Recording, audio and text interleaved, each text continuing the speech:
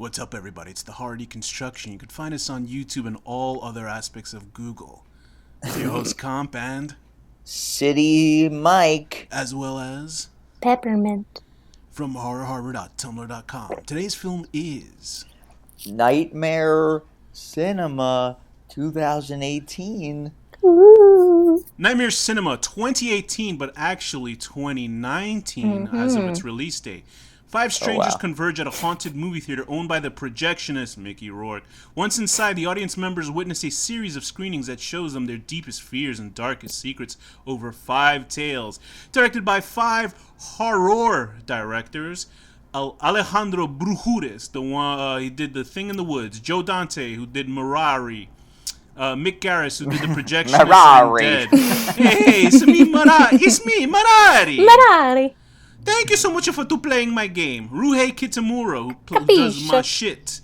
And David Slade, who did The Sway to a Grace. So this is a very... I picked Nightmare Cinema because it was a movie I was looking to see. Man, the plot on Wiki is so bare. It just says the names. And a special thing about this episode is that we get to do it with Thea, because usually we do our anthology episodes with Thea. We only missed it once. We did it with that horrible... No, actually, we did maybe a couple, but the latest one we did was the sequel to Tales from the Hood. Oh, that was terrible. Yeah, I'm good. And I think you should watch it though, Thea. It was bad. That was a bad choice to not have Thea on it because Thea, when Thea's on, she gives an air of dignity to the show. Well, so, but something like that. I don't ramble as much, and Danny doesn't use the N-word as much as he does when Thea's on. That would have been bad. And Thea, nice. Thea, you identify as a woman, right? I sure do. So she's a woman, and it's good to have her. It's good to have her. What is it? 50 cents on it? I don't know, something like that. Anyway, it's good to have her on it, and we like having her with Anthology so she could suffer with us. It's very sexist that we didn't. Mutual suffering is what this show is all about. I take comfort in your suffering. So Nightmare Cinema, Thea, give us a little rundown about what this movie is. I mean, you pretty much said it. It's people just stumble blindly into this movie theater and they watch a movie about themselves, kind of. Wouldn't it be cool if Mickey Rourke was his character from Iron Man 2 in this? Is this with a Russian accent? It did seem like just that, didn't it? It just cuts scenes into there of like him whipping that electricity and shit. What did he have, a parakeet with him? He had like a bird that got killed and he wanted a new bird, so Justin Hammer had to get him the bird. Yeah, it was funny because like Danny I was reading we were having a little chat on our little WhatsApp, and Danny was like giving me shit about this movie. Danny was like, "Oh, good choice, Alex." Meanwhile, he picked other terrible movies, and meanwhile, like Danny, I didn't choose a terrible movie. Danny calls me 3 a.m. saying, "Oh man, look at all these young schoolgirls in this movie, boy oh boy." And I was like, "Danny, I did not." I was like, "That's offensive, Danny." Anyway, it's just a roast. He's just lying. Corner to corner. Making lies. So, Nightmare Cinema, this is a film that I had heard about a while ago because I do listen to Mick Garris's podcast where he interviews several horror directors every once in a while. It's called Postmortem, and it's actually a pretty fascinating show. I don't know because the thing is, like, with us, the 3 of us, I think we all enjoy horror films. Are we like horror hardcore fanatics? I don't know. I don't we know. watch I more enjoy than horror. Most, Right, I appreciate. I feel like I'm in films. between a casual and a fanatic. Mm-hmm. Right. Yeah, I think that says pretty much for all of us. And anyway, so Mick Garris's show, he actually had most of these directors on the podcast. And it was interesting because I've been hearing it. This is like maybe a year to 2 years ago, listening to all the episodes. And obviously it took a long time to put this film together. It doesn't look like it, but he's had Joe Dante on, and Joe Dante has his own podcast, an excellent podcast, which he does with this other guy I can't think of, called The Movies That Made Me, where they interview different directors of different genres, and they ask them what are their favorite films and what they pick. Is that what Joe Dante's been doing all this time? Apparently, yes. Instead of learning how to do more films, so Mick Garris is a very Mick Garris just sounds like a really nice guy, and Mick Garris had put together obviously. He had that series that was on Showtime. Why am I blanking on the name of it? It was called Masters of Horror. Right. Where he would he did that? Oh, shit, okay. Yeah, he was the one that ran that. I never saw one episode of that. I only remember... Really? It's good, man. I've only seen of the Takashi Miike thing, parts of it. And I was like, damn, this is fucked up. And that's the episode that they banned from cable television. I can't even remember what that sense. one is. It was Japanese one. Was that the one where they were putting needles in their people's fingernails and aborting it was fetuses? Japan and stuff like that. And sure. There was a fascinating episode with Ryuhei Kitamura, who's the Japanese director who did the Mashit sequence in this film. Right. And they were talking to him about it. And he was talking about how he really only had 3 days of production on it. And, this is like what Mick Garris really wanted to do, I guess, is he wanted to make films, actual full films with different directors from different countries. Sort of like a newer version of Masters of Horror, but or they ABC's said, of Death or something. So they basically know, this is how much money you can get for this project. So he picked 5 directors from different countries. Brujes, I think I'm not sure if he's Mexican, but he did Juan of the Dead. Right. And Joe Dante obviously is most known for Gremlins 2 and a couple of other films. Mick Garris, who did most of Stephen King adaptations, I believe. Ryuhei Kitamura did Versus, which is an incredible... Oh, wow, he did The Stand, The Shining... Well... What? Yeah. Oh, he did that TV Shining The excellent Yeah. Shining, right? No, yeah. He was better than the other guy. So Ryuhei Kitamura, I really suggest if you guys want to see some good Japanese... It's splattercore. It's a movie called Versus, which is basically Evil Dead...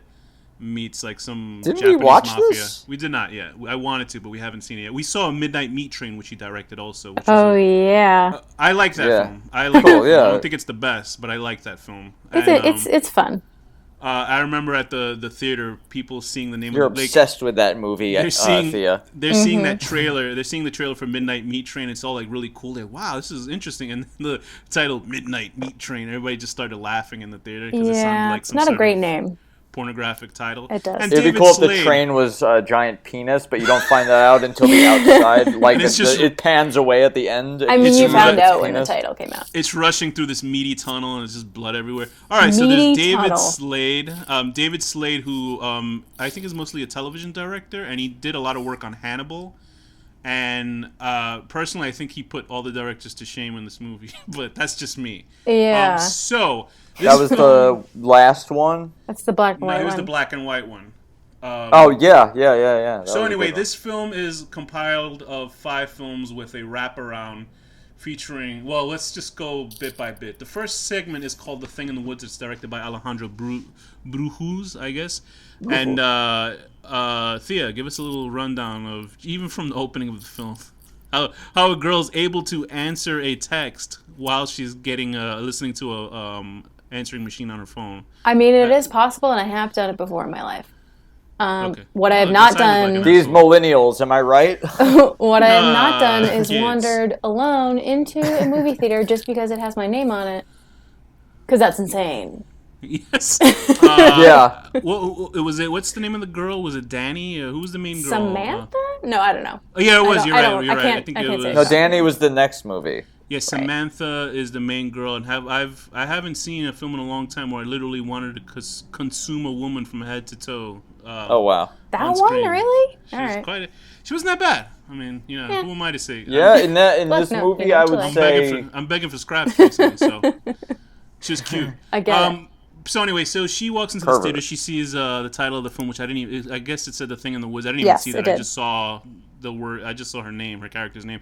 She sits. She goes into a theater. Projection light goes on a chair. She decides to sit on it, and I guess she gets sucked into the chair. And to she sit doesn't properly. scream or panic the way any sane person would. And the movie begins where it's just sort of a 70s or 80s slasher film. So Danny, set this up. What's going on in this movie, The Thing in the Woods? There was a guy in a giant welding costume killing people. That's it. Yep. So it's basically. Well, it does take a very fun turn, though, I have to say. It does.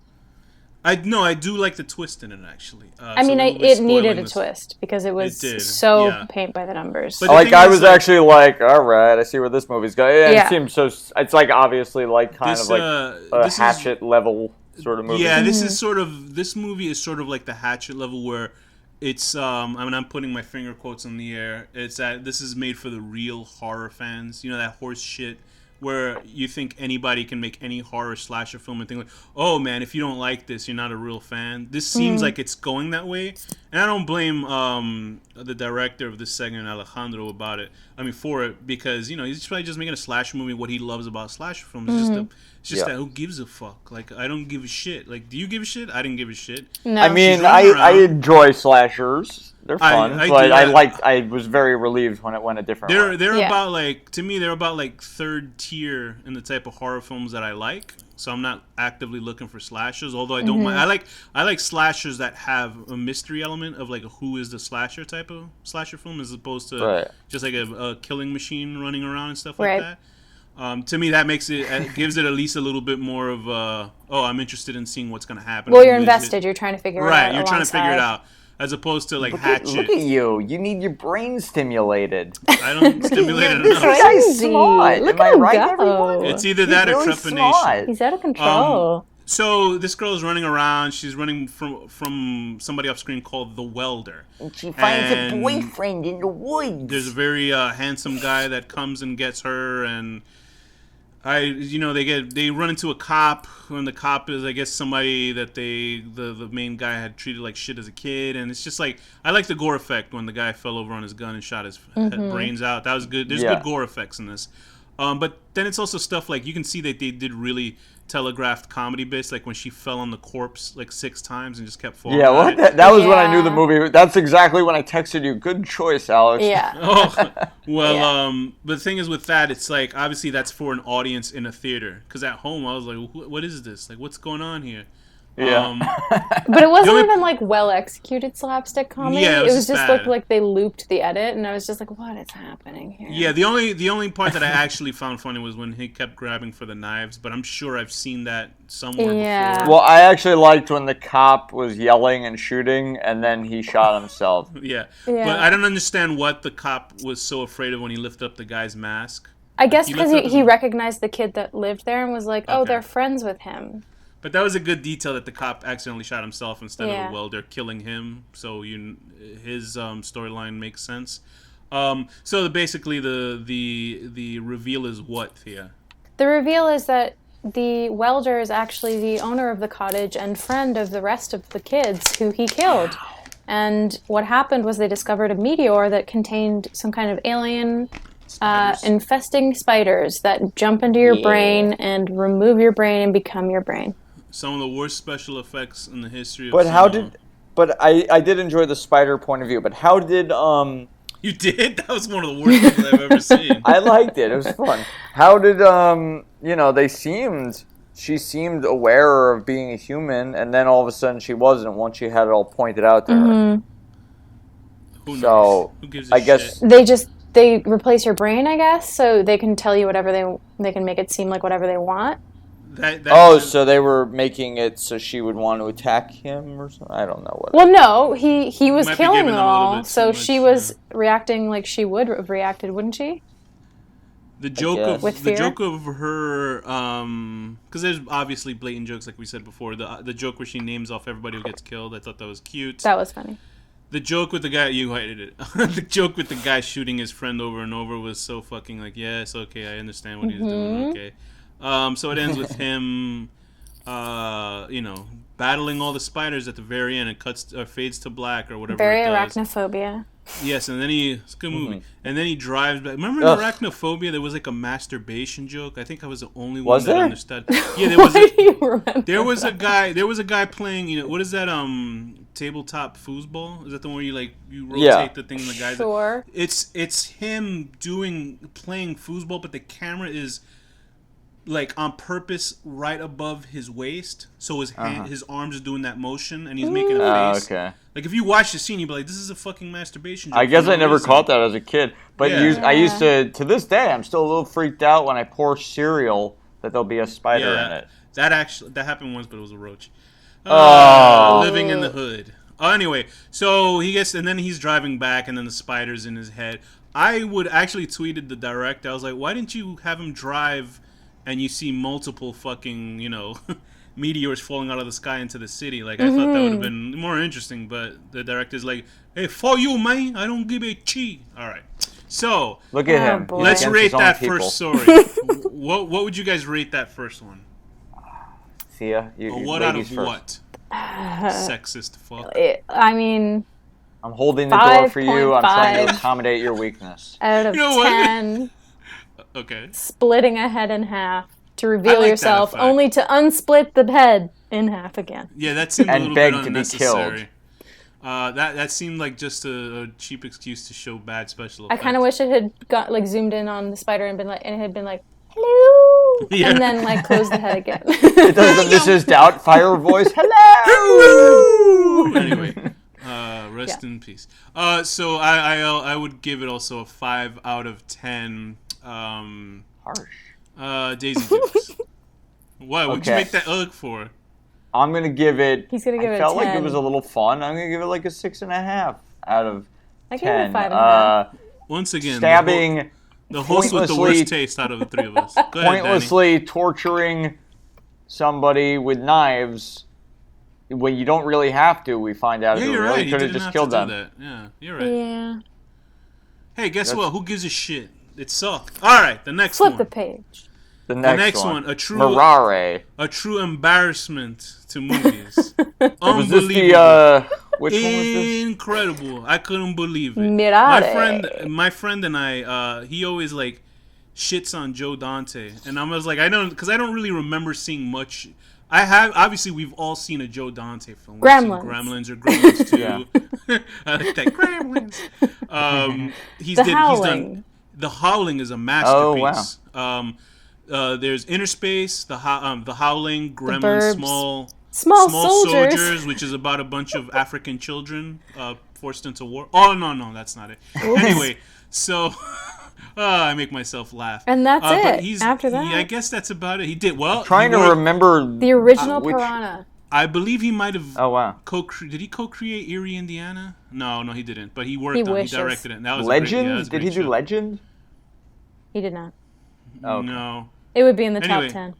Oh, he worked on Police Squad. That's good. That's Sure. the Oh, original cool. Naked Gun. Anyway, he also did Piranha. So, and after Piranha, I think Steven Spielberg like chose him. He was like, "Yes, you can start working for Amblin Entertainment, where they did Gremlins." Anyway, so my friend, who he speaks cinema most of the time, he's the classy friend. He, Oh, this is the surgery one. Yeah. No, And, it wasn't that bad. What are man, you crazy? Danny, you really are out of your mind. Anyway, so my Compared to friend the is- other ones, at least. What are you talking about? Anyway, so my friend is like, oh, he's always like shitting on Joe Dante. I'm like, really? Does he really do bad? And then when I saw this, I was like, hey, you're right. This is outrageous. This is, All right, let's hear it. I like Joe Dante too as a person, just because I listened to his podcast. But I couldn't believe it. I couldn't believe it. Couldn't even believe. I don't appreciate that racial voice that you're making. I But couldn't still. He sounded like believe it. Rocky. Yeah, that's what I was thinking. You got yeah. Anyway, so no. so give us the setup of this storyline, Thea. So we come upon a young couple who is doing it, and then they go into the theater, and then the movie that they start watching is basically the woman has facial scars on one half of her face, Yep, And on the- the side and of the- her face. and the guy is basically like, "You're beautiful even without it, but also you're better than all those other pretty girls," which is a weird way to put it. Which is so weird. It is a bizarre fucking. If you're a guy dating a girl with a scar on her face, here's the thing: if you're dating somebody with a scar on their face and they're hot anyway, sometimes people like scars. She on their is hot. faces. So anyway, was hot. Like, he's dating with a Scarface. He's dating Scarface here, and then he says like, "Oh, baby, looks don't matter. Are you nuts? You would say You that know to your looks girlfriend? don't matter. Are Well, you- no, he are was you trying out of to. your- He was trying to You- doesn't manipulate her matter. into You don't getting say- surgery. He Yeah, did not that's say true. shit like that. No, Yeah, no, 'cause but he's not. No, he but was in hindsight, manipulating he her. is No, manipulating her. but I'm still like, if you said that to your girlfriend, she'll rip your balls off. Why would you say that to somebody? It is weird Yeah. that her reaction isn't like, "Excuse me?"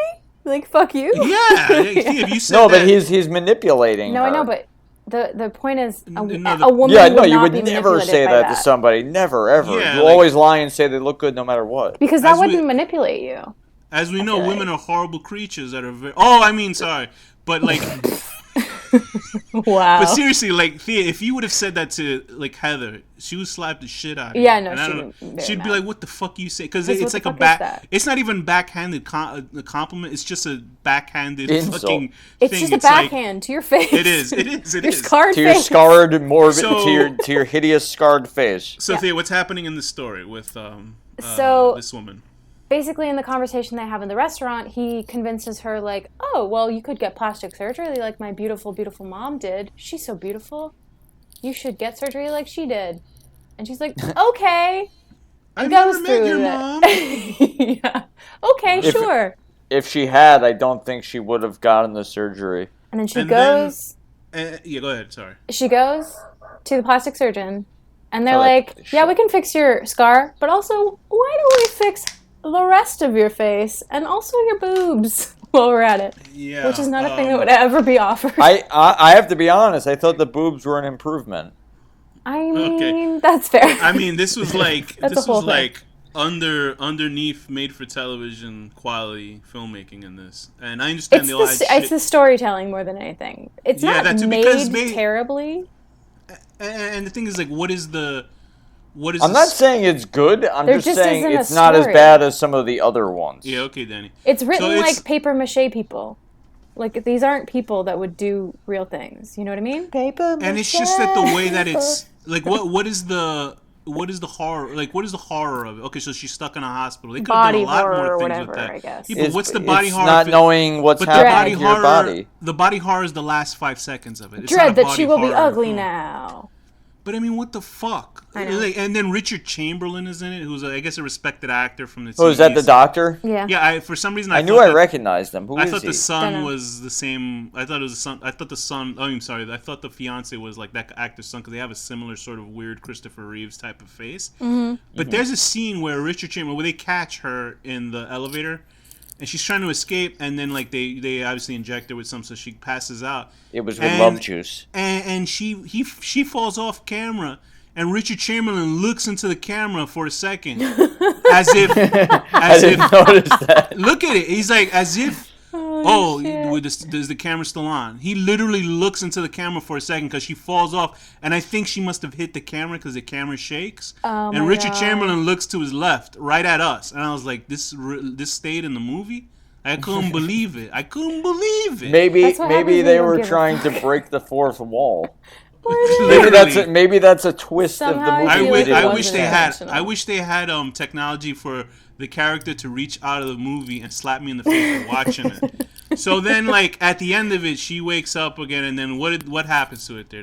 Thea, what happened to her beautiful or scarred face? So they made her look like any plastic surgery person kind of looks, but also without a nose and with 3 boobs. The as boobs you do. Are for what? Like what is? I know, but what is it? But like for what reason? I know, but I mean, would you have 3 boobs if you could? No. Like if that was the guy's fetish, whatever. If she this is what I thought they were gonna do. I thought that they were gonna remove her skin and put it on the mother or something like that. I thought the mother was gonna come in with her face. I think that's what they did do. What is happening with? What is the horror of it? What is the horror? What's the scare? She comes out. She looks like a skeleton face and she has 3 tits. Like she found a girl without a face. Like what is it? Like what would be funny if they made her look like Red Skull from Marvel. I mean, they kind of did. What the hell are you talking about? They removed her nose. And then she's like, like the Avengers Red Skull. She's floating around in a Wraith costume, just like guarding the Soul Stone. That seems correct. So that to me was confounding. That she's at the end looking like a mutant, and I'm like, what? Because the mother also didn't look like that. Well, the mom looks scary, the mother looks like fucking the cat lady. Yeah. Whatever that woman from real life who was I think what they did was they took her flesh and put it on the mom, but then the boob doesn't make sense. No. But that would make sense if we saw the mother earlier and then I don't think it really makes sense. Looking back on as you explain it, it makes less sense. As we take a magnifying glass. Because what's the point? And then it's like Joe Dante, who worked with Steven Spielberg. Like, he should know what the fuck he's doing. That doesn't mean anything. Well, it's a script problem more than anything. It is a script problem, for sure. This is a real... Because, even though, it's a terrible script, but, like... I kind of like the overall vibe of somebody like having no control in a hospital. I still can't believe you think there's something worse than this. Do you give it points for like interesting concept that was executed not very well, or like? I'm giving it points for like having a creepy vibe even though it makes no sense. But I'm not giving it a lot of points. I'm not giving it a lot of points. Well, let's it see. was a Let's bad see. movie. I just think Let's see how many it's better points. than the other one. Why are my fingers. Anyway, yes, it was horrible. So yeah, it ends, and then we cut back to. Oh boy, the lady's in the theater and she's looking. Her boyfriend, her fiance disappears, or whoever the fuck it is. I guess it's her fiance. She goes into the projection room and she runs into a real life walking wax figure with a CGI face on it, which is Mickey Rourke.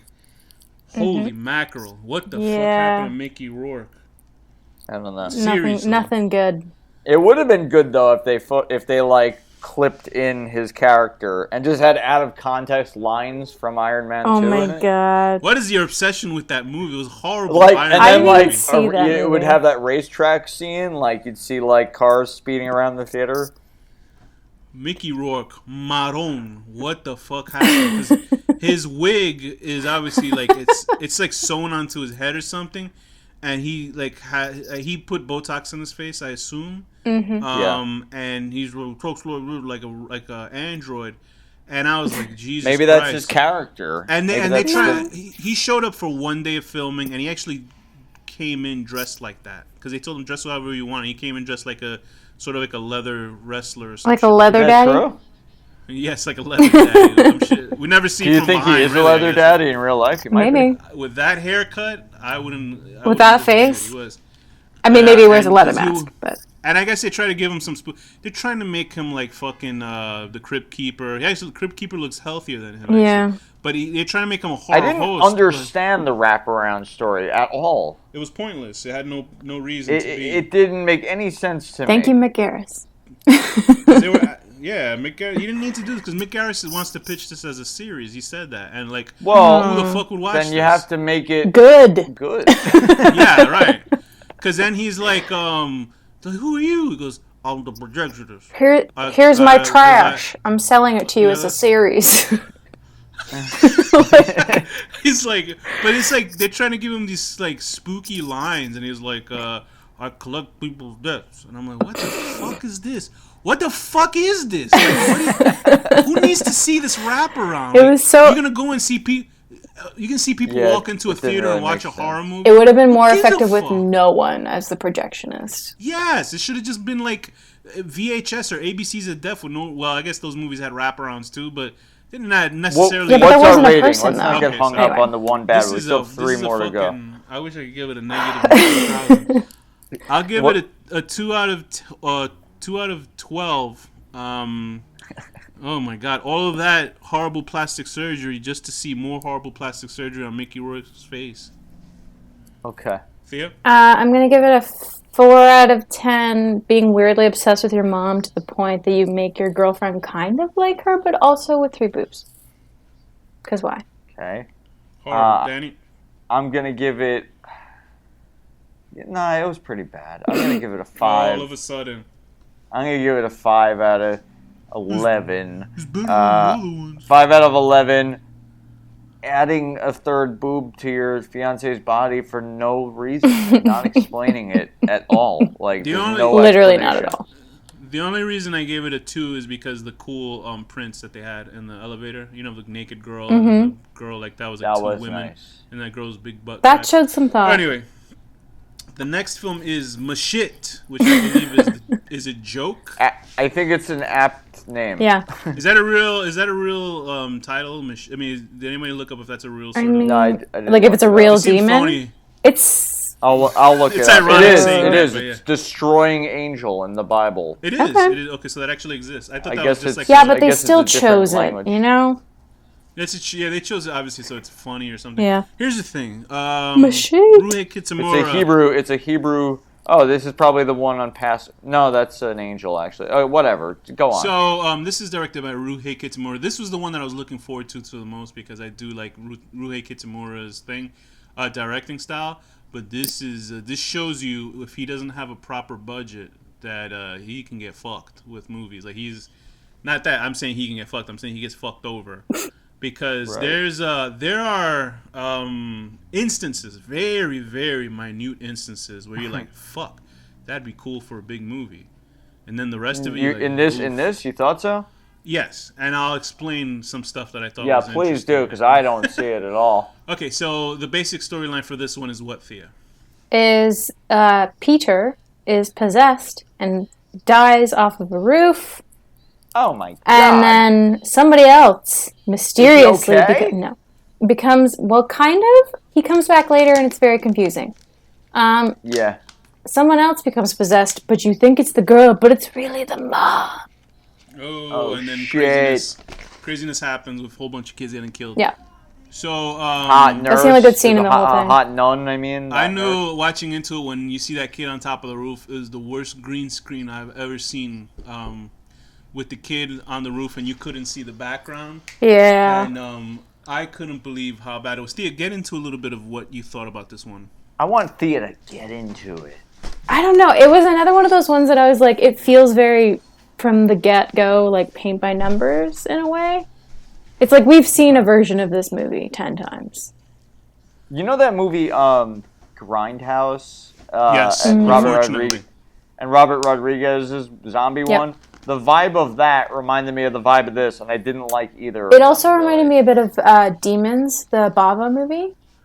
Yeah. A little bit. Oh, like the 80s Yeah, movie? We saw not that. in a bad way. seen Like that. the good parts of it, sort of like obviously the chopping kids up with a sword And reminded me of that. obviously fun. they also tried to do a Goblin score and failed miserably. So bad. It was embarrassing. Speaking of a Goblin score, there's going to be a Lordy. live Goblin screening. They're going to do music to... Suspiria. not Suspiria, the Red... whatever. It's another of his movies. I can't think of what it's called. Deep Red? Deep Red. Rossi? Profondo Rosso, yeah. Deep Red. You know they've been doing that for the longest time, right? Yeah, I know. I just Okay. found out. I never... So don't say the date, so it could be still timely until. I could whatever. go. So it's timely. It's going to happen forever. The Goblin score of this is fake Goblin score. Yeah. Is awful. It's not great. Because when they show the kid's body on the floor, it started doing this weird guitar riff, and I was like, "What the fuck is that?" Like if it was from another movie or something, like an adventure of a talking dog or something. And so the kid dies in the beginning. His arm snaps back. It's very poor graphics. Then it cuts to I guess she's a clerical assistant at the church. It's unclear. She is hot. She works there, and then there's like a priest who reminds me of this Italian comedian, but I can't remember the guy's name. blame him for what he did to her. And a fucking hot nun. Oof, that nun was hot. Yeah. There you go. Everybody's in agreement. He was like screwing her. She was good. super hot. That part was she was. It was that weird. That was good. That was the best part of the movie, and If for anything, that, I'm this going to give it a movie- 1. This movie will at least get people looking up nun porn. But here's the thing. That's true. So there are small things that I like, but very small. Here's the thing. I still think it's better than that fucking plastic surgery one, without a doubt.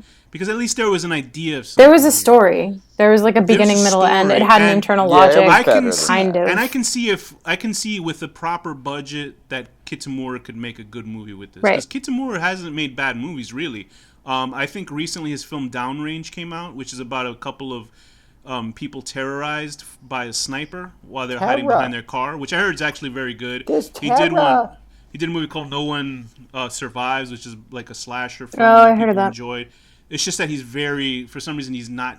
He does a lot. He likes horror movies, but he's not, I guess, mainstream enough. Right. Because he's very flashy, very good, slick director, but for some reason, he's just not hitting. I did not like his directing style. Fair enough. But also, there is an explanation that he had 3 days to shoot this. Here's my You know what? Here's my That Donald argument Trump wouldn't for him. accept that excuse on The Apprentice. So, He would have fired him. So stuff that I did like. I did like when the mother of the young girl wakes up at night and she's walking through the hallway and you can see the demon very small in the corner of the hallway, and I was like, that's fucking creepy. Like I thought that was really cool. That shot was dope. Yeah. And then when she turns around and then it does a very Argento zoom into her face, and this is obviously where I'm saying the best parts of shit that he ripped off of other films. Right. The big fight at the end of the church with the kids. Obviously, it looks like reminded me of Dead Alive. Yeah, actually. a little bit. Yeah, obviously that was a budgetary issue because they kept cutting up the same dummy about 5 times. A kid that got slashed in half and he's still standing. Yeah, there were a bunch of kids obviously that I was dummy. like, I'm pretty sure you just died. I like that part. But can they die? I guess not. So it's very minute, but you can see that the timing and the budget really took a bite out of this section because this story is too big. Why wouldn't they give them for more what it is. time? They just don't have the money for it. Like they had to swipe it between 5 directors, and they didn't have the time for it. Honestly, and I don't accept it. I like the idea of it, but I don't think the execution of it was the best because there's some bad editing. Like when the zombie boy comes back in. It's just so cheap. It's just like really cheap shit. Like the blood stuff looked fucking great. You know, when they were walking through the church and all that blood stuff was hanging around, like all the you know, the thing with the kids getting up out of the bed looks so fucking cheap and cheesy. Yeah. You know, like standing like, give them at least blood contacts for their eyes, you know, so it doesn't look just like, hey, let me just drop a little bit of blood on their eyelids. You know, it looks cheap. It was very cheap. That's the problem. Yeah, I'm it felt rushed. I'm sure Kitamura felt that because none of his other films look like this. They're actually competently made. But do you think that's because he's just not like used to doing like a short piece? I believe. But here's the thing: he's worked without budgets before. If you on short films, if you love Kitamura so much, why don't you I'm not marry sure. him? Because it felt like he felt like he was trying to squeeze an entire movie into a short film in a little bit. I believe that he had no control over the rush that was put upon him. This is like me being an apologist for him. There's no fucking excuse for why. You know what I think? I think he didn't adapt to the medium, and he didn't try to make a short movie. He tried to make a long movie in 3 days, and that's why it failed. And then they said, wait, where was like, Patrick Wilson in this movie? Well, I'll tell you. I'll let you know. But like, I bet you the directors, they were like, Kitsumura, you only have 3 days, and he was like, Nani? Oh boy. It's Japanese for what? Okay, so what is that true? No, I'm gonna make up a fucking Japanese word. Yes, I watch a lot of anime. JoJo's Bizarre Adventure. Nandeska? Are you a little bit fluent? That's Japanese. Not really. All right, so Thea, what rating would you give this short film? I'm gonna give this one a 6 out of 10. Ooh, we are. we're very gifted. Like Avatar with those fucking. A 6 out of 10. Banging a nurse over the desk. Why not? Yeah, that was nurse. I mean, nun. That'd be better, right? Or nurse. Always has to fuck it up. Now we know Thea's real fucking. That's so you think religion? Like just like that movie Nurse that we watched. Remember? But see, you think the church is a doctor? Thea thinks that the nurse is like a nun that is treating the wounds of the Same sick diff. religiously. See? Oh, all right, okay. I'll fix it for you. I would also give it a 6 out of 10. God, that nurse was a 6. Dude, that's it. 6 out of 10 CGI sky when you're on a roof because. Oh, also the funniest part is that it kept showing that like wide shot of the kid like when he's on top of the roof and it was obviously stunt people and the kid would turn into an obvious like 40-year-old man who was much taller from far away. So poorly made. Danny, what rating would you give this film? I'm gonna give this. Short. I agree with you, and you know what? It's gonna be an even 6 really 6. So apt. The devil. Ooh, evil. See? That devil looks so bad in the movie, it's movie, pretty bad. Up close. I didn't better at a distance. In the dark. Very much. In the distance, like when he's not in the movie at all. Yo. I'm sorry, go ahead. 6, 6, 6 out of 10. I'm gonna go with that nurse is so hot. Yeah. What's wrong with you people? It's a nun. That effect I like that acting of that little girl who when she fell down on the floor and then she saw the demon and she started screaming. Yeah. Fucking nurse. And then like I didn't even try to say that. I meant to say nun. I said nurse. See, I've infected you. The demon showed up and it was the worst CGI for like 5 seconds. It was bad. Popping him into the movie like trying to be spooky. He looked like shit. I saw the poster of it with him on the cover and he looks like the Toxic Avenger. Yeah. It's very poorly done. So just like leave him in shadow instead. Yeah, it's like a guy in like the scene where he's all the way in the background and you can barely see him. Like that's fucking scary. Because that is one of the Russo brothers scary. Produced this. I was watching it at night. He's the one with anyway. Because I was watching it at night with the lights off and I was like, oh, this is kind of spooky. But it's like they had a prosthetic monster, and then they for some reason they rendered CG over him, and it was terrible. Yeah. Okay, so the next story is This Way to Egress, directed by David Slade. David Slade is obviously a television director. I don't know if he let me see if he's done any features. Obviously, I know him best from the television series Hannibal, which is about a two guys eating people and then having homosexual lust for each other. David Slade directed Hard Candy. Oh, Hard Candy, the movie where you side with a pedophile at the end of it. He also, just kidding. Don't know about that. He also did Twilight Saga Eclipse, 30 Days of Night, and Black Mirror Bandersnatch, which was the interactive Black Mirror episode on Netflix. He produced American Gods, obviously also Hannibal. I believe he was hand in hand one of the creators of Hannibal, so that was a good choice. So he's pretty prolific on TV, and the thing he does high art television. So high art. He directed episodes of Breaking Bad and stuff like that. And here's the thing, I enjoyed the shit out of this one. Oh yeah, me too. Because this really sucked. This really spoke to my. It sucked me off. It sucked all the talent out of the other ones and put it to itself. It spoke to my highfalutin, arrogant art house horror sort of love, because it's black and white. And I had listened to the on Mick Garris's postmortem. They interviewed David Slade, and he actually spoke about this. This is a part of a novel that has short stories. Let me see if I can look up the guy's name. It's a book of short stories called This Way to Egress. If I can find the fucking name. I think his name is Connolly. Find the name. We're all waiting. Connolly. Thea, give us a storyline for this, because you've had to watch it 5 times. I literally had to watch it so many times. But the first time it was because I was falling asleep. Kids are starving in other countries. Thea had to watch this. It was so hard. Why don't you complain? I don't even... So, it's a woman in a waiting room with her 2 children who are being little dicks. And then as she's looking at the receptionist waiting for this appointment that will never come, the receptionist becomes more and more disfigured as she looks at her. And the surroundings become more and more disfigured around them. Right. And then she finally gets into this appointment with, like, some kind of psychologist, you assume. And he asks her a bunch of questions, like, sort of when has this problem begun, and when have you started to see... When have people started looking ugly and stuff like that. Right. So This Way to Egress by Lawrence C. Connolly is a writer, and this is like 18 short stories. And the thing is, like, Lawrence C. Connolly is a horror writer, but he doesn't do sort of slasher. He does not even like H.P. Lovecraft sort of otherworldly. He does more psychological terror. So it's not like... It's what I assume just from seeing this short is what his writing is like, because I think Slade is a pretty good adapter of stuff. That's why, like, if you saw Hannibal, like, Hannibal is chock full of fucking horror gore in it, but there was a level of sophistication to the way that the series was done. I saw only the first season, but it was really well made. I loved that show. It's a great show. And anyway, so let me see. Lawrence Connolly has been writing since the early 1980s. Anthology Cemetery Dance.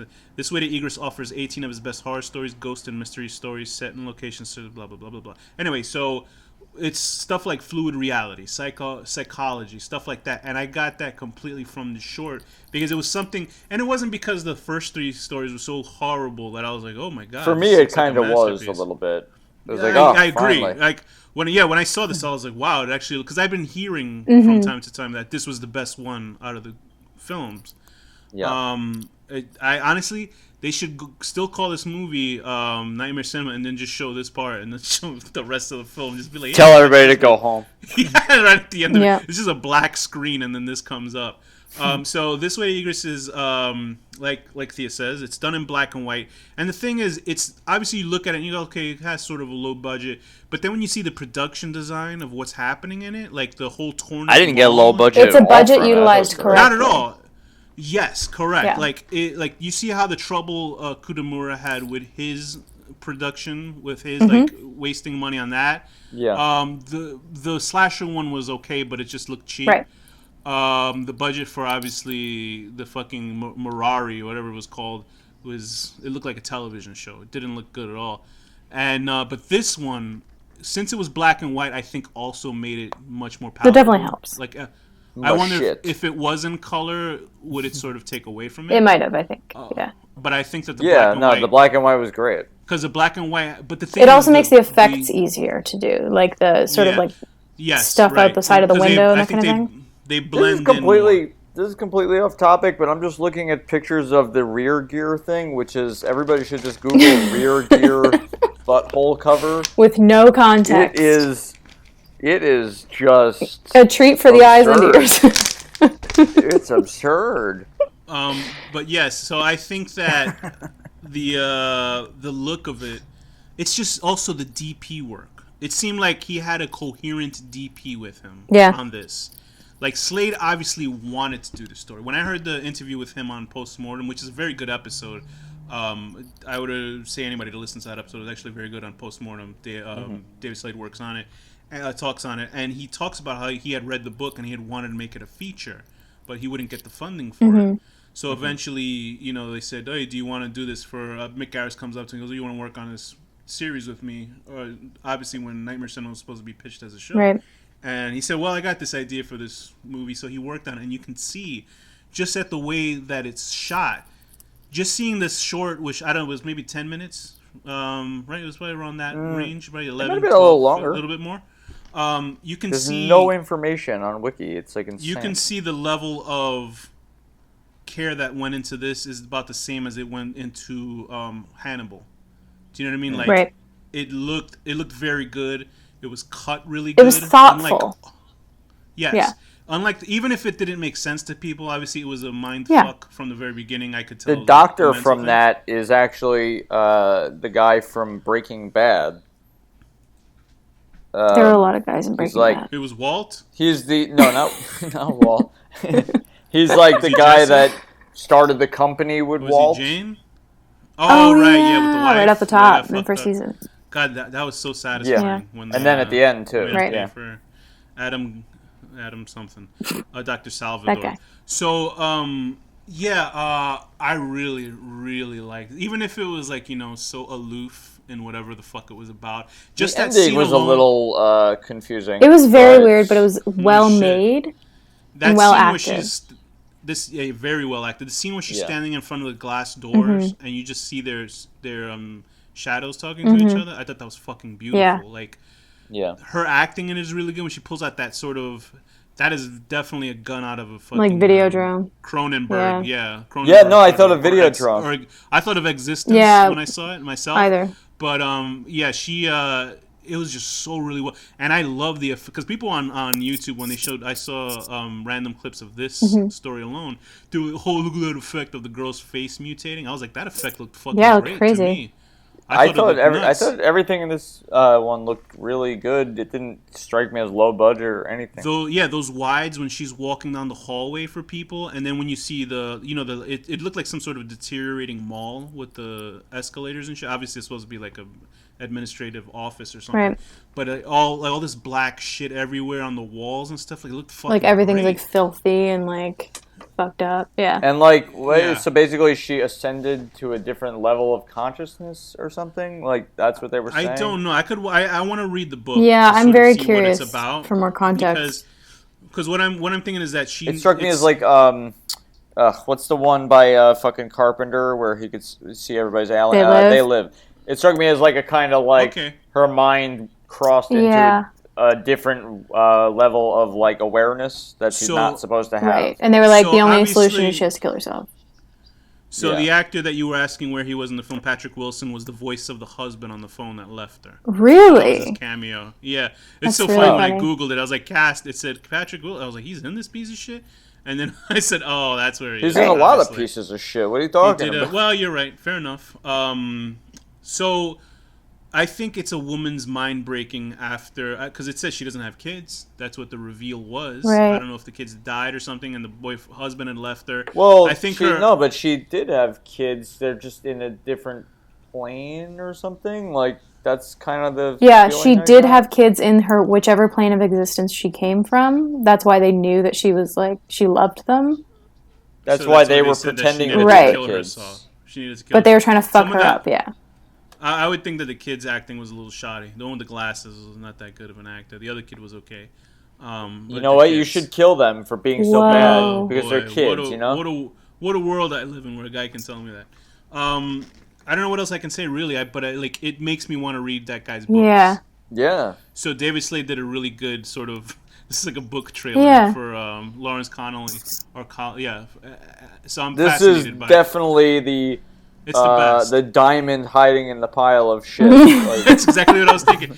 I would have rather they took the budget for this entire film and gave him the money. Literally. Because that would have been a much better and much more fascinating film than seeing fucking Richard Chamberlain look into the screen. Or like do two of them. Like choose, give the church one and this one, and like that's it. Mm-hmm. Obviously, Slade is a very competent and very well-to-do director. But I think this is what I think.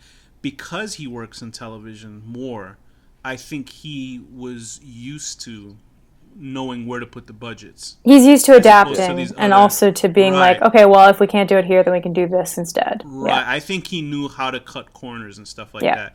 And obviously he must have taken some crew from fucking Hannibal or any other show because he's a TV guy. Yeah. And the thing is, if you make friends with people in business, they will help you out. He's directed episodes of Breaking Bad. That's why he knows Elliot. Right. It's funny because I said that at the very beginning. But I'm sorry. You know what? I just when I hear your voice, my brain tries to escape. I think Danny was just thinking about those dog butthole covers. He's been thinking about them this whole time. So what rating would you give this one, Danny? I'm gonna give this like a 9 out of 10. 9 out of 10. Trying to maintain a conversation with a receptionist whose eyes are swiveling in place and turning demonic. Would you still gone for it, guys? Both of you? I would still do her. It was very interesting. Like, see, that's the difference between men and women. Like, a guy says, I'll do her, and then a woman like, she's fascinating, and then you know it's whatever. I would do her, and she'd be howling like a wolf. Oh boy. With those giant fingers. And her past your butt vagina would also be swiveling in place. Oh, Christ. Okay, why did I start that? Anyway, your rear gear can't protect you. I would give it a... Thea, what rating would you give it? I'm going to give it a 9, too. I'm going to give it a 9 out of 10. When you ordered something from Amazon, but it turns out it's a space gun. Oh. That's true. I also will give it a 9 out of 10. That's an upside down 666, everyone. I was thinking about We've ascended to the next level of Satan. I was thinking about that when I was going to make the rating, and I was actually literally going to change it just to spite it. But as a short itself, it's a 9 out of 10. Mm-hmm. But for this film, it's a 12 out of 10. It's a 9 out of 10. Realizing your bratty kids aren't really your kids, but you'll like them anyway and treat them like your own. So I think it's really like, who gives a shit about the rest of this film? Go watch that scene, and I think you'll be pleasantly surprised at how well it's done. But I think because people but do we partly like it better just because we watched it surrounded by a pile of shit? I genuinely. For certain. For me, no, I think for me it checked off a lot of boxes. Okay. But honestly, I would watch this movie. Right. Tell me the time that part comes on. I'd watch it, and then that would be it. After the Joe Dante one, I was basically ready to write off anything else that was coming off. So even the Kitamura one, which I was looking forward to, I was like, fuck. So when I saw this, I was like, wow, it looked like they put this from a different movie into this film. Yeah, it seemed a really good movie into this. And they hit it in the middle on purpose, so you have to watch the other shit. Yeah, and the thing is, like, Mick Garris is like, well, I'm the guy who put this together, so I'm going to be the last one. That should have been the... But, I guess it's not really an audience horror film, so I can see why they put it towards the second to last, because it is probably the best one, but it's not mainstream enough for people in the theater to get. So you don't think so? I read a review that said the last one was the best one, and I was like, are you fucking crazy? Did Mick Garris? Yeah. Who wrote that? Oh, I guess so. There's a guy named Rick Laris and shit like that. So the last one is called Dead. Dead. Yeah. Okay, right. Directed by Mick Garris, as we've explained who he is. It's also called The Sixth Sense too. Yeah. So what is this one Return about? of the Sense. It's about a young Batman who watches his... A young what? Batman. Because his parents get killed. Oh, I thought you said something else, but go ahead. Don't worry about it. This kid his parents are killed, and he gets shot. Now he's in the hospital, and he sees dead people. Takes him a while to figure that out, though. I will say, though, that was a little intense. That first part when the guy is in their car and he's like, it doesn't explain why he's doing it. Yeah, it's freaky. But that was, I thought all that the was acting really well in this done, one is actually, all the the acting in the movie in general is okay, but like this one had pretty good acting. Yeah, I think the main, solid. I like the main kid. His acting was a little iffy, but when he started crying, I was like, okay, he's a good actor, you know. Yeah. So this kid is shot from the back out of his chest. He almost dies. I had known what the storyline was when Mick Garris said it on his podcast that the mother was trying to bring him into death. To me, that's the only truly offensive thing that happens at the end of this is when he's looking into the light and the the faces are appearing Those are in the bad. middle of the light, like if it was like fucking out of the Why last don't you dragon just have them telling him fucking he's the one. appear or something? Like, or they could have just. And she's like, "Don't listen to her." Like it's like this is getting weird. They now. could have like, just zoomed. You know, they could have at least just zoomed in on the face, so it's the face filling it instead of just like a head in the middle of a circle where it looks like the opening of fucking the Love Boat or something. Yeah, they should have. Like, imagine if it was the woman. Don't listen to that bitch. She's a liar. And they just start fighting in the middle of the like the. They're shooting like ectoplasm at each other. Yeah. I kind of thought maybe the mom would You have see them like changed her doing like tune. psychic attacks, and like meanwhile in the real world, like picture frame in the hospital shakes a little.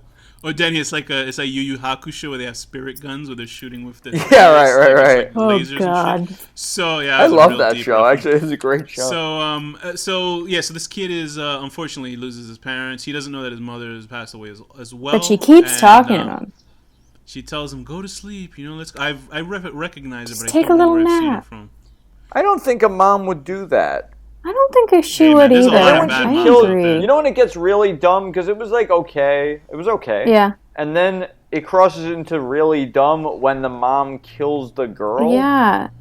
And with like like, no why- explanation. I thought it was interesting. Yeah. I thought it was interesting though. I thought it was man, that kid's name, Fali Rakoto Havana. What a name for an actor. Wow. So He's gonna have to come up with like a shortened name or something. I think. Fally. I did like that. I didn't like that stupid weirdo Casey girl that you know was friends with him. This girl with like a little tramp stamp on her back, and she's like, yeah. It was funny because she was culturally appropriating with her dreads. The Jews had that in the Bible too. You know what the mom actress was most recently? She was in The Haunting of Hill House as Mrs. Dudley. Ah, yes. I don't think I saw her in the first episode, but I've seen her in everything before. Haunting of Hill House. So that girl, the girl Casey, has been in a lot of Medea movies. So Sure. I mean, she's a bad actor. But I She's liked her well actor. enough in this. So when what's that? She is kind of a bad actor.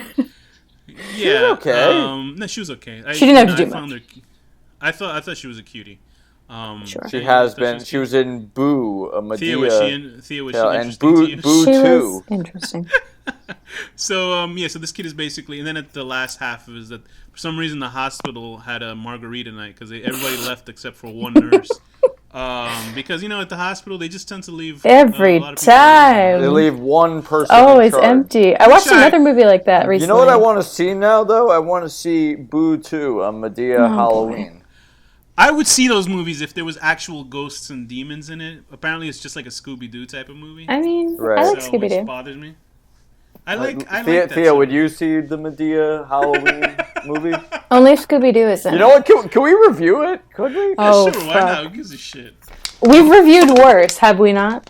We have. That's true. This movie is worse than that, I'm sure. But yeah, so it basically, this felt like some sort of weird mini-series for like the Family Channel or some shit like that. Well, obviously very graphic. they could have cut out the gore, Right. and this could have been on mainstream television as a series of a kid who sees dead people and shit like that. Yeah. Right. Without mom murdering people, It's not bad. It's not a bad short. I don't think this is a horrible short at all. I thought it was serviceable for what it is.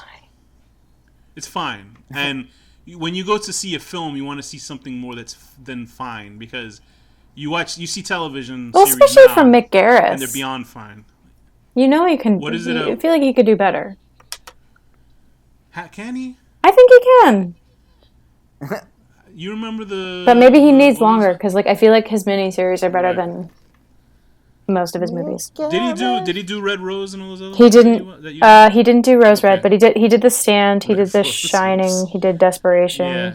Wait, now Rose Red is... No, I'm thinking of Rose Madder. I don't know what Rose Red is. There's If you haven't seen Rose Red, We can't be friends. Yeah, you told us to watch it. You told us we should review it. It's so good. I love it.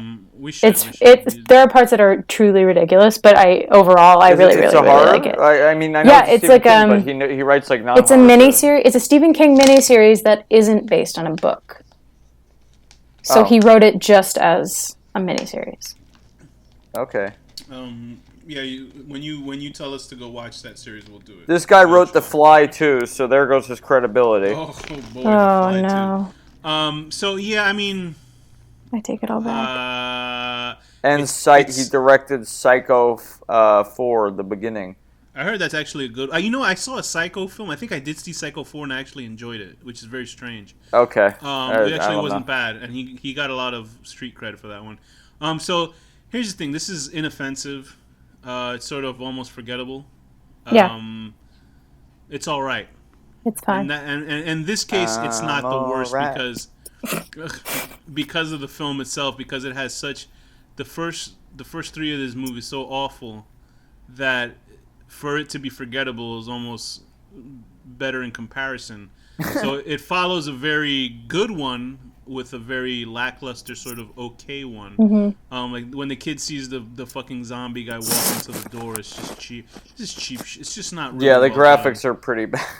It's just bad. There's just some bad stuff in it, but whatever. It's much better. Like when the guy's chasing him around the hospital, that's at least watchable, stuff like that. But it serves no purpose. There's nothing that we haven't seen before that it's not a mix of other horror films. Yeah. At least that weirdo David Slade one was something interesting and something compelling. It was unique. It had like a point of view. It was they thought about it more than just like, oh, here's another version of this. Because the thing with us is like with this show. You know what, guys? I think this is a masterpiece, and I think you're just not giving it. What are you going to give it, Danny? You going to give it 20 out of 10? I'm going to give this an 11 out of 10. Oh, Annabeth Gish was also. She was also on an episode of Postmortem, interviewed by him. She's smoking hot from a MILF. What'd I say? Nothing. So, the right thing. It's it's true. I thought it was okay. Yeah. And the thing is, the thing I was gonna say, the three of us are not like. I don't believe that we've never come off as arrogant on the show. I don't think. No, but we've consumed a lot of this genre, and we know what we're talking about. We've seen a lot of different versions of things. Hey, listen, why don't you shrink your head down a little bit? Do you not know? Really, you don't know what a horror movie looks like? You are really, really arrogant right now. I know. Well, listen, Danny was the one that he thought that the plastic surgery one was better than. You're right, Danny. Let's give them all 10 out of 10. I thought it was better than. I want you to listen. I know you don't listen to the show, but listen back to that line, and you'll hear yourself say it's much better than the. Listen, as we discussed it more and more, I realized I was wrong. Okay? This is what Danny said. This is exactly what Danny sounded like. This part was better than the rest of them. Anyway, this podcast should just be called Convincing Danny. I definitely thought the black and white one was the best one. Duh. Oh, okay. But yeah, I think my taste is still good. That's the problem. That's why I think Thea and I and Danny, to a point, enjoy boutique horror. How did this get 4 stars on Rotten Tomatoes? Because every horror movie gets 4 stars on Rotten Tomatoes. Is that 4 out of 20 or? No, 4 out of 5. But I think the three of us have slowly gravitated to sort of boutique horror because there's so much shit out there. But come on, this doesn't deserve 4 out of 5 stars. Obviously, it doesn't. You mean for the one short alone? No, the whole fucking thing. No, obviously not. This is because this is what people they want to respect the directors. And the thing is, I like the. Oh fuck that! If I make a bad painting, I want people to tell me it's shit. I don't want them to base it on my previous paintings. Right, I like the directors as people themselves because I've got to listen to all of them on. I would say go listen to the episode of Postmortem and don't watch the film. Yeah. Just watch David Slade's short because they're fascinating guys and they talk about behind the business and how hard it is to produce horror films. Right. And obviously when you see this, you can see that a company didn't give them enough fucking money to realize. And there's a lot of horror movies that are made with no fucking budget, really. Well, and there are just so many different things that go into a movie or a short film that things go out of control for so many different reasons, or people aren't prepared, or people are doing 10 projects at once and they don't have time. And you can see it in the films themselves, except for the David Slade one, which looks like it's tightly wound and it's tightly made. It was clearly something he wanted to do very badly that he executed very well. And he probably has a million connections. Right. The rest of the films look like they had to make a bunch of compromises and the movie suffered from. So overall, what rating would you give this movie, Danny? Well, wait, are we doing the Sixth Sense one first, or are we doing the whole thing? What rating you give this? We did rate the Sixth Sense one. No, we didn't. Oh boy, that's how fast I wanted to end this episode. I'm gonna give the Sixth Sense one. I'm gonna give the Sixth Sense one a 6 out of 10. Your mom inexplicably wants you to die and then kills somebody. Fascinating. Thea, what rating would you give this one? I'm gonna give it a 6.5. Hiding next to your previous friend's dead body for 10 minutes and being very sad about it. And then leaving and endangering yourself by leaving. Yeah. I think he chubbed up in there. I think a fetish was born for that character. Do you think so? Oh wow. He loves dead people now. I mean, look, she wasn't dead that long. She's probably still some warmth in there. And now, like, I guess he can visit the hospital and pull his Guys, I can't watch the movie Dead Girl again. I swear, I thought you didn't give it that bad of a. I swear that I didn't think you gave that movie that bad of a rating back then. I gotta go listen to it. I remember we talked about it. I couldn't. Wait, yeah. I mean, what the fuck? You're not in. Just rewatch the movie and see how you feel now. No, thank you. That guy had good effects on dogs, though. He knows how to capture a dog. But anyway, so I also would give this a 6 out of 10. Having a great piano recital that turns into an origin of a superhero. So that leads to the ending of the film with... so all throughout this film, we've been really talking about it, but the wraparounds has... Because what is there to talk about? What is the wraparound? It was so confusing. Has the projectionist killing all these people and gathering them to kill them and stupid shit. The only thing that looked cool was when the priest tries to run away and then Mickey Rourke punches the camera. That was the only one that was any good. The rest of it is shit. I forgot about that one. I genuinely had no idea what the wraparound story was. It was an afterthought. All the shorts were done, and then Mick Garris is like, boy, I got to come up with an idea to put this all together. Hey, let's call Mickey Rourke and pay him $10,000 for 1 day of work. Yeah. No point to it. I feel like you could have got so many better people. You know? Make a fucking puppet that jumps out of a grave and tells you this shit. Did you even this is one thing. Even in the beginning of the fucking movie, when I was watching it and the girls walking into the theater, it was a clear ripoff of the Creep Show theme. Yeah. Very I couldn't believe they were just missing like one key part of that song, but it was the Creep Show. You know, no, that kind of sort of spooky shit, and I was like Creep Show. As simple as Creep. What are you talking about, Danny? That's Tales from the Crypt. The theme song. Oh, duh. As Creep Show. If it's not fucking Nurses, no, I get it. The Creep Show. But like a Creep Show opening is just a kid reading a comic book. They could have just done some shit like that. Right. Either way, it's like ridiculous. And then Well, you know what? Tales from the Crypt could have been the same thing because it's the same exact fucking concept. It's a monster that tells you stories. And I don't know if this movie was about the people seeing their future deaths or they had died already. I assume that's what happened. Well, he said they died. Yeah, and then he lets the kid go because I guess he survived. Like the kid didn't remember any of that shit happened. Like why was he walking down the street? Like, no, he said that's his future or something. I don't know. So it's very confusing. So if that's the kid's future, wouldn't he tell his parents not to go to this place at this or be like, bring a gun? Maybe he really wanted to play. Yeah, right. Or drive a scooter there next time. Exercise your Second Amendment, guys. Build the wall. So I think the only part that was good is when when you see the projectionist putting all the film away. That was the only good part editing in that whole wraparound. It was garbage. There's Who cares? so many more stories to tell. Bad movie, and it had goofy music at the end of it. So what rating altogether would you give this film, Nightmare Cinema? Danny? You gotta average it out, right? I'm gonna give it a 6. Only because of that Egress movie. Yeah. I'm going to give it a 6 out of 10.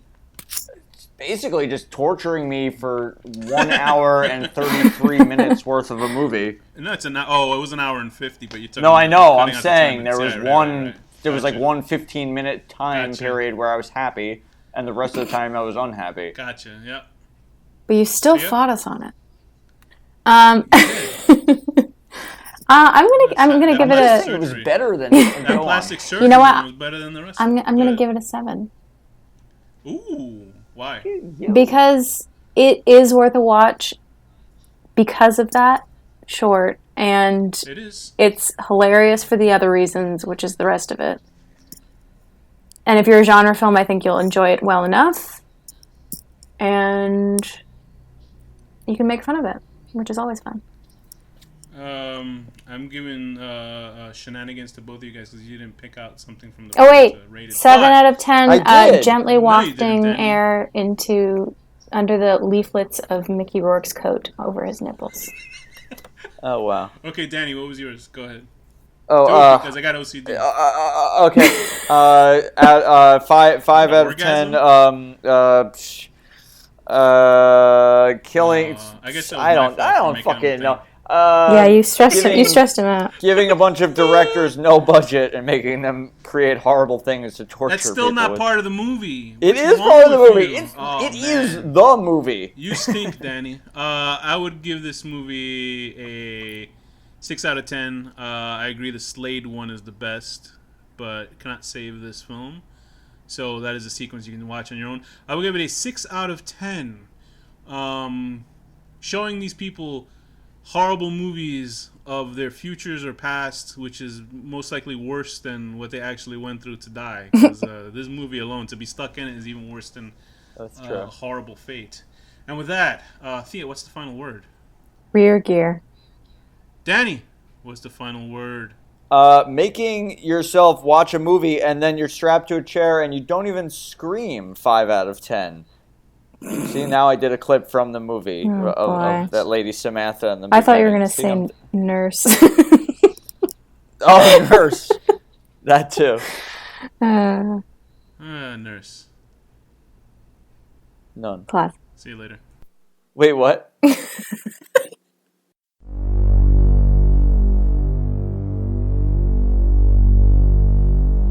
The horror deconstruction.